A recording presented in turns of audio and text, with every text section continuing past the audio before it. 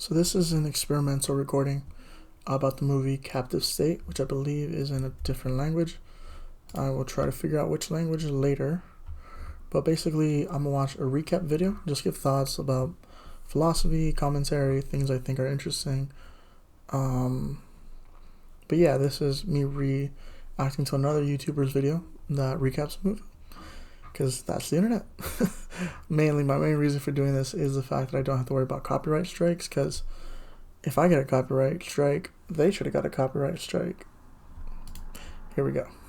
Is attacked by aliens who instantly cut off electricity and restrict access to Earth's resources, making it impossible for humanity to fight back. Unable to resist a more formidable and powerful enemy, the governments of most countries decide to surrender and conform. The army disarticulates under the orders of the extraterrestrials, who become the legislators. I guess it's an English movie. However, not everyone is willing to accept this fate. Detective Jack Drummond This is like me watching a movie and interrupting all the time with my thoughts. But if you'd like to listen to it, go ahead.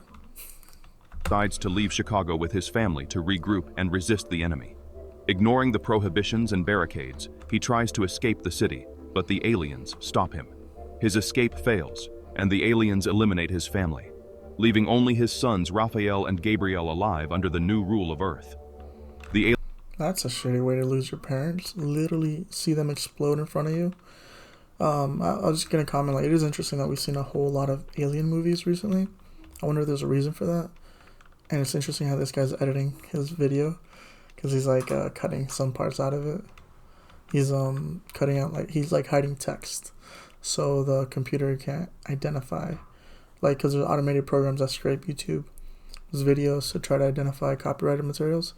I think he's blurred that video down here in order to try to avoid that. Aliens confiscate resources and start building sealed zones in every major city. Humanity is imprisoned in cages, forced to work underground to construct an alien habitat. The only functional authority is the police, which conducts regular inspections and deports anyone considered undesirable.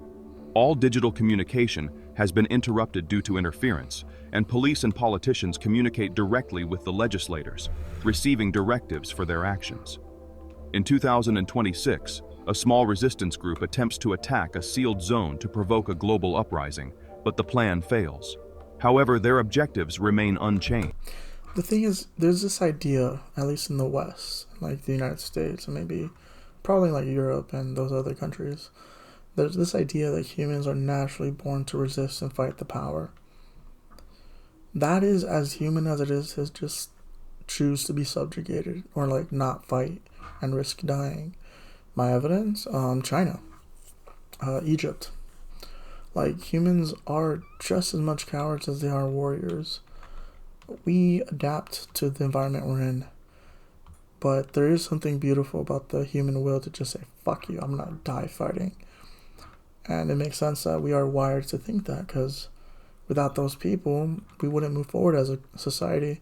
We wouldn't have wars. And wars generate huge amounts of new technology. I just want to make that comment. Let's go back to this. Chicago, 9 years after the alien invasion, a special police unit operating in the suburbs is able to monitor every person through thousands of hidden cameras and tracking devices embedded in their bodies. William Mulligan, the head of the unit, watches Gabriel Drummond, Jack's youngest son, who recently attempted to orchestrate a terrorist act with his older brother Raphael, aiming to destroy the sealed zone. He and his accomplices were eliminated, but now the police must determine if Gabriel has any connection to them. Gabriel knows he is being watched via various devices, but this does not stop him from spending time with his girlfriend. In the morning, he meets with his best friend and evades a nosy neighbor who watches him from the window. Trying to evade surveillance, the boys flee and find a mural dedicated to Gabriel's deceased brother. Climbing to the roof of a building, they observe the alien lair that leads to underground depth. Sorry, this is totally random. It's amazing how easy it would be to accomplish this shot right here with modern tools like AI. Like, go back 10, 20 years, you would have to model this entire city to end up with this kind of a backdrop, but not no more. Like, guys, this scene probably took the people making it maybe, I would say like 48 man hours, if not more. At least a day, at least 24 hours of manpower to generate this image. But using AI, I could generate this in like an hour max. Despite the fear of being labeled as rebels, Yorgis dreams of the day when people will again be masters of their own fate and will no longer submit to the aliens. Meanwhile, William reads the latest edition of the newspaper and finds an ad for a company called Phoenix, offering fire protection. He realizes this is a coded message from the resistance group, indicating that not all opponents were eliminated during the last terrorist attack. Shortly after, William visits a woman named Jane, who is easy to approach, but he is there only to pick up a package. She would be happy to spend the night with him, knowing no one would catch him, but he is strictly there for business and has no intention of breaking established rules. Upon returning to the precinct, William informs his assistant that the resistance is still active and may be planning a new attack. While reviewing case files and old biographies, he tries to find connections to Phoenix to prevent a potential terrorist. Also, whenever I see movies where they don't show the aliens or they're like there for like one scene is like, was it the budget? Was it the budget? Or, because like I imagine you have to write around that. Like there's scenes where showing the aliens makes perfect sense, where they're taking over the world when the ships are approaching. You get my point. Attack and subsequent conflict with the aliens. Meanwhile, the rebels are indeed preparing for an operation and plan to execute it that very night. The target of the attack is the main soccer stadium, where politicians will gather and possibly alien leaders will arrive to celebrate. I've also never understood that, like, if you have the means to get to our planet, how do you not have the means to extract all the resources you need from, like, asteroids? Like, what in the world makes this planet so damn special? Water. Water and oxygen and life, I guess, make it special. I think the main thing would probably be the fact that we have so much liquid water. But there's like, I'm trying to think of anything that makes this planet special. Not really. Like, we do live in the right temperatures. This planet has the right temperature range for like organisms to live. But like, if you're an alien, you probably have a planet whose settings like temperature and how far you are from the sun and gravity are probably far different. Like the chances of us finding people, anyways, whatever. And extraterrestrial civilization. After meeting with Charles, Patrick heads to a bus where he passes information to a secret man who hides his face. At the same time, Gabriel heads to work in a data recovery center under constant surveillance from cameras, where he must check data drives and copy information for the aliens to analyze potential enemies, separating phone after phone. Gabriel sends all the photos and videos to the server before destroying the data drive. There, he notices a colleague writing something on a piece of paper and hiding it. During the lunch break, the girl sits down next to him and discreetly hands him the note to avoid raising suspicions and exposing them. She uses the note as paper to roll the illicit product and leaves it with Gabriel. After work, he blends into the crowd, but workers from the special unit, masked to conceal their identities, arrive at the park. They detain the woman in front of Gabriel and take her to an unknown destination, deporting her from Earth. That's interesting. Look at the ship. It looks like a boulder. I'm trying to think if there's any benefit to masking your ship in outer space to look like a asteroid. But unless your ship moves like an asteroid, all cameras are looking for motion, abnormal motion. When we look up at outer space, we look for fast projectiles moving in ways that are not explained by natural law. Then we can be like, oh, that's an alien. So I can't think of any benefit to masking your ship to look like a rock. Like, unless you're like on your home planet and you're gonna park, and then you don't want your your enemies at home to think that you're a rock. But in outer space, there is no benefit to masking your ship to look like a rock. Witnessing this, Gabriel realizes he was one step away from exposure and needs to be more careful. Shortly afterward, Gabriel heads to the docks to meet his friend. Jurgis has found a boat they can use to escape the sealed zone and live in a place with less surveillance. Gabriel dreams of breaking free for the sake of his girlfriend, but realizes how much they are risking. He is outraged that Jurgis feels strong just because he bought a revolver, considering him a coward and incapable of real action. A conflict arises between the friends, but the sound of police sirens quickly brings everything back into focus. Leaving his gun behind, he runs, and Gabriel finds the chief of the local precinct. William uses Gabriel as an informant, but treats him well because he was a friend of Gabriel's deceased father. At the same time, the officer warns him not to do anything foolish, or he will end up like his older brother or be eliminated. Later, Gabriel tries to sell a set containing valuable information, but the client shoves him into a van and puts a metal collar around his neck. He takes Gabriel to a devastated part of the city where one of humanity's battles against the aliens occurred. Entering one of the houses damaged by explosions and gunfire, Gabriel finds Raphael and discovers that his older brother survived the failed attack, but needs to remain hidden. This is possible because Raphael removed the tracking device that monitored his location. He gives money to Gabriel and urges him to return to the boat and leave the city as quickly as possible, wishing Gabriel a better future. Raphael lets him go, then sends a pigeon with secret information written on a piece of paper before burning all evidence. Back home, Gabriel pressures Rula to pack quickly because they need to leave the city. The girl does not support this decision. She is happy with the current situation and does not want to change anything. Gabriel tells her that his brother is alive and that he saw him. I wonder if there's a genetic component to being more, and I believe we probably could find one. I wonder if there's a genetic component to being more rebellious or being more submissive. Because, like, if you think about the entire Chinese population, it's enormous. I think they're like over 1 billion citizens. So, and they're all pretty docile. The question is that a bad thing? Like, let's say your military is built up of all docile individuals who lean towards submission when shit hits the fan. I wonder if that's why the U.S. has such aggressive military tactics. Because I do think there are trends that you can follow. Anthropology, groups of people act in certain ways.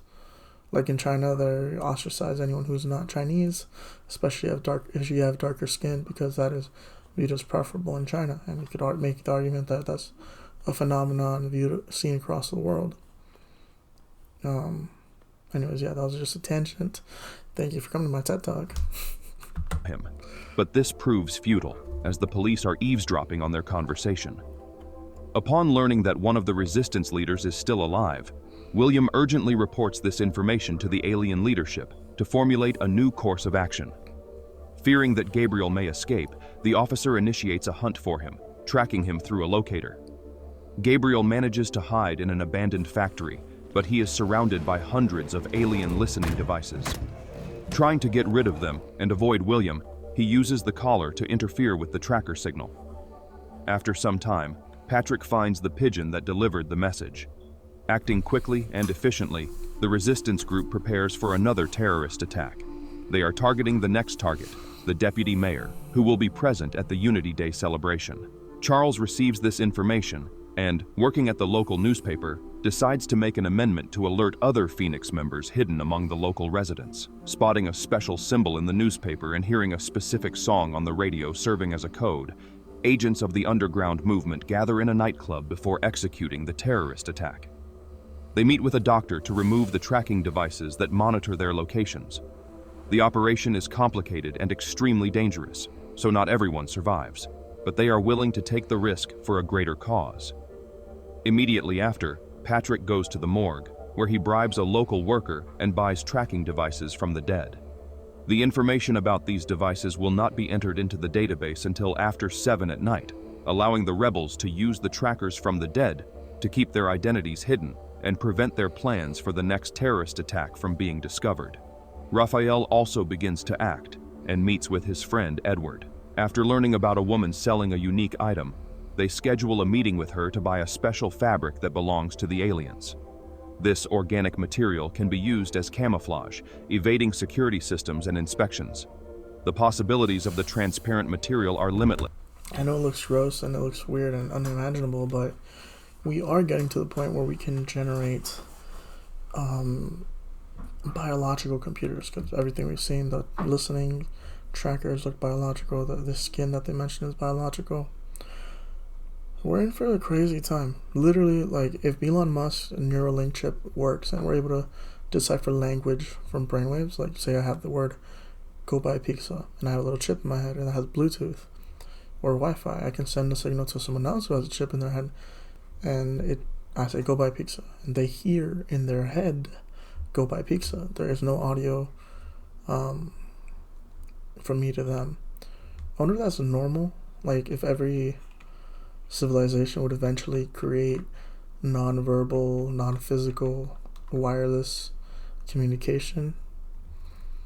And like people would imagine that would allow us to be more connected with one another, but you're just sending words. You're not sending feelings. Oh my god, he probably could send feelings. Oh shit. Huh. The next generation of drugs is not gonna be deadly. It's not gonna be a physical drug. It's not gonna affect your body. It's gonna affect your brain. Oh, we're so fucked.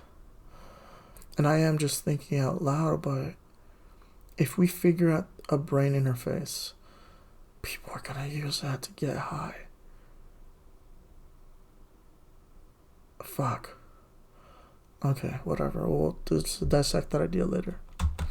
So Patrick transforms it into a bomb that requires a double tap to activate, after which a 1-minute countdown will begin. As they finalize preparations for the operation, Raphael's team receives the camouflaged bomb, the dead's tracking devices that will serve as personal identifiers, and a capsule with poison in case they are captured. Knowing their target and the details of the mission, a group of 6 traveling in 2 vehicles heads to the stadium where the Unity Day celebration is taking place. Thousands of people eagerly await a new meeting with the alien legislators. The mayor of Chicago begins his speech, boasting about how beneficial the aliens are, claiming that they have increased the planet's natural resources tenfold and practically eliminated crime. The Phoenix members know this is a lie, as the aliens will soon steal all of Earth's resources and leave it completely uninhabitable. The only way to prevent this is to take the first step toward war. Matter is everywhere, so a war over resources on a galactic or universal scale I don't think is feasible. I don't think it makes any common sense. A war over dominance, a war over this universe is mine, is more probable. Or just, we want you for entertainment kind of thing. Like, we'll want you for entertainment, we're going to make sure you never rise up beyond planetary travel. That I view as a more realistic strategy or consequence of finding out there's other life in the universe. And today is their last chance. Otherwise, it will be too late. Upon arriving at the stadium, the resistance members split up to watch the mayor's assistant during the celebration. Their plan needs to change with the arrival of the legislators, but their mission remains the same. Raphael manages to approach the deputy mayor and, holding the camouflaged bomb, taps twice on his shoulder to activate the timer. After executing his plan, the rebels exit the stadium. A minute later, an explosion occurs, claiming not only the life of the mayor's assistant, but also several aliens. The legislators are furious and begin searching for the criminals, creating chaos throughout the city. Realistically though, what's the point? If you're a terrorist and you want to get rid of aliens on Earth, what is the advantage of killing 2 or 3? You're just going to get people hurt. Because the aliens are going to be mad and take it out on the human population. Like, am I wrong? Let's find out. Edward becomes a victim of the ensuing gunfire, but most of the rebels manage to escape. Raphael also flees, but encounters an alien in the underground parking lot. The legislator tries to punish the leader of the terrorist group, but Raphael manages to hide in a van. The alien tears apart the vehicle, but other members of the resistance arrive in time to execute it.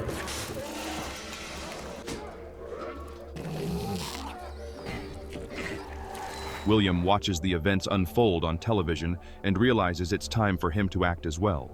Meanwhile, Gabriel regains consciousness and realizes that the tracking devices have left him alone. Not releasing the collar, he runs to the boat, only to see it has been burned to prevent him from leaving the area. While Anita burns the evidence that leads to Phoenix, Daniel, and Raphael head for the next target, knowing that time is running out, and soon all the police will be sent to hunt them down. The legislators call in alien hunters since the police are unable to do their job. Police Chief Eugene is summoned to the underground for a personal meeting with the aliens that have occupied Earth for the past 9 years. Shortly after, William meets with Jane again, with whom he has kept in contact. She expresses complete confidence in him and asks to dance before he continues with his work and does what is required of him. At night, the police conduct a sweep of the poor neighborhoods of Chicago, arresting anyone who might be connected to the rebels. Fearing physical retaliation, people dispose of anything that could compromise them. Jurgis tries to resist the chaos, but is brutally beaten for his defiance. Gabriel tries to defend his friend, threatening one of the special department officers with a gun, but William tells him to surrender if he doesn't want to say goodbye to his life. One of the gang members, before fleeing the city, decides to call his wife to say goodbye, since they have a small child. William anticipated this and tracked him down, demanding that he reveal the whereabouts of his accomplices to ensure his wife and child remain safe. Evan is forced to divulge the location of his partners, and alien hunters are dispatched to capture them. Meanwhile, Raphael, Anita, and Daniel head to the train. Once again, the absurdity of being able to travel through interstellar space, arrive at another planet, and yet you can't turn a rock into water. It's matter. Like, matter is matter. I know it sounds absurd, but hydrogen. Okay, let's say hydrogen. All you need to do to get hydrogen is go to a star. Stars are full of hydrogen. Of course, you have to figure out a way to get that close. But like, my point is, it's just insane to think that an aliens would need our resources. Train station and buy tickets for different routes to leave Chicago as quickly as possible. They all manage to check in, except Anita, who gets stuck in a long line. Realizing it is almost 7 at night, the girl rushes through the crowd, using a boy as an excuse to pass through the tracking device checkpoint. Resistance members board the buses and prepare to leave, and with no police in sight, it seems they will successfully escape. But moments later, alarms go off, and drivers are forced to stop. Alien hunters appear at the station, searching for resistance members. They manage to locate Daniel, who tries to flee. Realizing it is impossible, the rebel takes the poison capsule and takes his own life. Anita is terrified and ready to run, but Raphael holds her back, hoping everything will turn out right. A minute later, it becomes clear they have also been tracked. Anita tries to escape, but is struck down by an alien hunter and destroyed. Raphael manages to push him aside and escape from the bus. In a desperate situation, the rebel decides to swallow. Also, random ass thought. What if aliens are just like 20 times bigger than us? Or 3 times smaller than us? Like they look like little goblins, or they look like giraffes. I just realized that they're both basically the same size. Is it like a universal rule that aliens would evolve to one size or another? Pretty sure the limiting constraint would be gravity. Who says they're going to be born in a gravity like ours? Follow the capsule, but William, who has arrived on the scene, shoots him to prevent him from going through with it. Shortly after, William meets Gabriel in the interrogation room and informs him that the aliens have decided to destroy his district in 10 hours. His home. See, that's my point. What's the point of one small act of rebellion if you're just going to get everybody killed? Like, you accomplish nothing. Like, even prolonged suffering and pain is better than just being wiped out. Like, because then you might get a better opportunity. Home will be. Well, I guess you can make that argument, like, well, why wait till we die? Like, we're going to die one way or another. Let's just at least try to fight.